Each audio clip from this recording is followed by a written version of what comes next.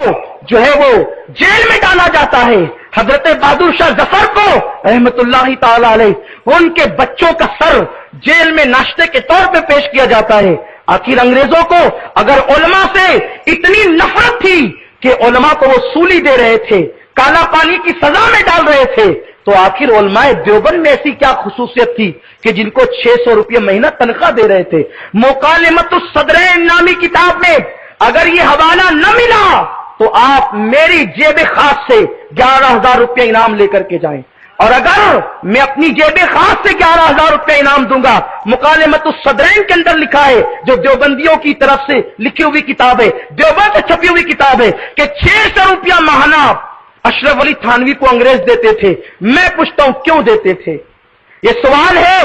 अगर इसका जवाब देवबंदी मकतबे फिक्र के उलमा दे सकते हैं तो दे दें कि क्यों देते थे। इसीलिए देते थे ना 600 रुपये। और किस जमाने में? जिस जमाने में एक एक पाई कीमती होता था, 1 रुपया किसी को मिलता तो उस दिन उसकी ईद हो जाती। 1 रुपये की इतनी कीमत थी उस वक्त, तो 600 रुपयों का मिलना माना क्यों मिलते थे? सिर्फ इसलिए अंग्रेजों के हाथों अपने ईमान को फरोख्त किया था, अपने ईमान का सौदा किया था।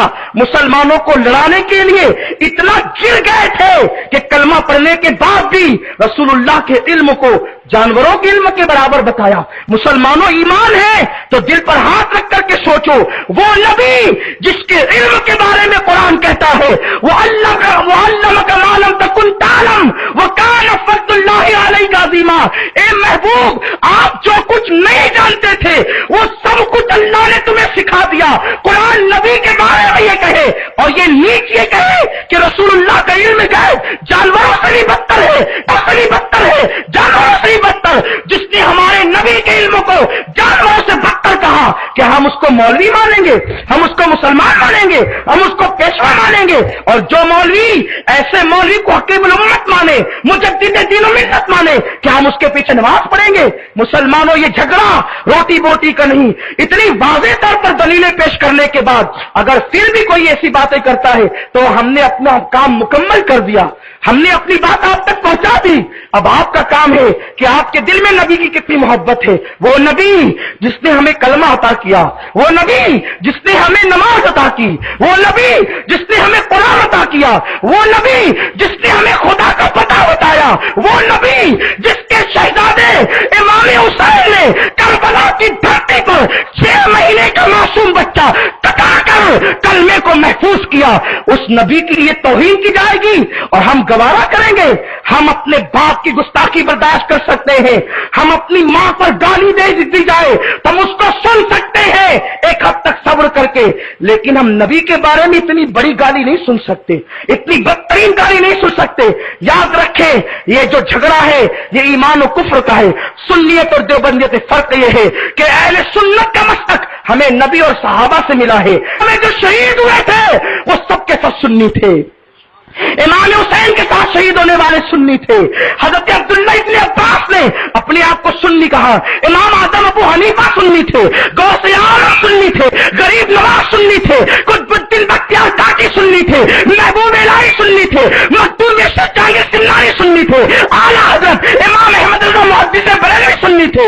हम सुन्नी हैं और ये हमारा मसलक रसूलुल्लाह के जमाने से है और देवबंदी मसलक 1857 के बाद से अंग्रेजों के बराबर। इल्म गैब हुजूर अलैहिस्सलाम की खासियत क्या है? जितना इल्म हुजूर अलैहिस्सलाम को है उतना इल्म तो ज़ैद को है, अम्र को है, बल्कि पागल को है, बच्चे को है और जमी हैवानात को, यानी 4 पैर वाले जानवरों को जितना इल्म होता है उतना इल्म रसूलुल्लाह को है। ये किताब है, शक हो तो आप आकर देख लें। और अगर आपको लगता है कि किताबें हम छापते हैं तो हम 15 दिन पहले दिल्ली से, हमारे पास किताबें थी, उसके बावजूद भी 15 दिन पहले हम दिल्ली से जाकर के लाए और इनके मकतब से हमने बिल बनवाया अपने नाम का, ताकि ये हम पर इल्जाम देते हैं कि ये पता नहीं कहां से उठाकर लाते हैं। तो ये इनके मकतब की छपी हुई है, दारुल किताब देवबंद। ये देख रहे हैं आप, देवबंद की छपी हुई है।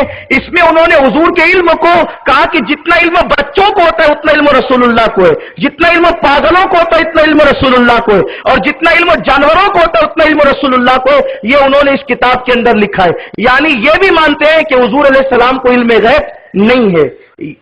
उसके बाद یہ کتاب ہے براہین قاطعہ. براہین قاطعہ کا صفحہ نمبر 121 ہے. اس کے مصنف کا نام ہے مولوی خلیل احمد امبیٹوی. یہ بنیادی فاؤنڈر لوگ ہیں دیوبندیت کے. یہ براہین قاطعہ. براہین قاطعہ میں یہ لکھا ہے کہ حضور صلی اللہ علیہ وسلم کو دیوار کے پیچھے کا علم نہیں. یعنی دیوار کے پیچھے کیا ہے یہ حضور کو نہیں معلوم. یہ علم غیب کے بارے میں ان کا عقیدہ ہے. اس کے بعد کتاب ہے تقویۃ الایمان فی الوحید. اس کے صفحہ نمبر 31 پر لکھا ہے کہ ماں کے پیٹ میں کیا ہے, نر ہے یا مادہ, یعنی لڑکا ہے یا لڑکی, خوبصورت ہے یا بدصورت ہے, اس کے بارے میں کسی کو علم نہیں. حتیٰ کہ رسول اللہ صلی اللہ علیہ وسلم کا بھی انکار کیا کہ آقا صلی اللہ علیہ وسلم کو بھی نہیں معلوم کہ ماں کے پیٹ میں کیا ہے. آپ دیکھ رہے ہیں کسی کو نہیں معلوم. اور اس میں یہ قرآن شریف کی سورہ لقمان کی آخری آیتیں تلاوت کر کے کہتے ہیں کہ اللہ نے اس میں بیان کیا کہ ماں کے پیٹ میں کیا ہے کسی کو نہیں معلوم. یہ اس کتاب میں حضور علیہ السلام کے علم کا انکار کیا. اب میں آپ سے پوچھتا ہوں, انہوں نے اپنی کتابوں میں لکھا, میں نے آپ کے سامنے تقریباً 4 کتابوں کے حوالے سے 5 عبارتیں بیان کی کہ ان کا عقیدہ یہ ہے کہ حضور علیہ السلام کو علم غیب نہیں. اگر حضور کے بارے میں آپ علم غیب مانیں گے تو آپ مشرک ہو جائیں گے اسلام سے.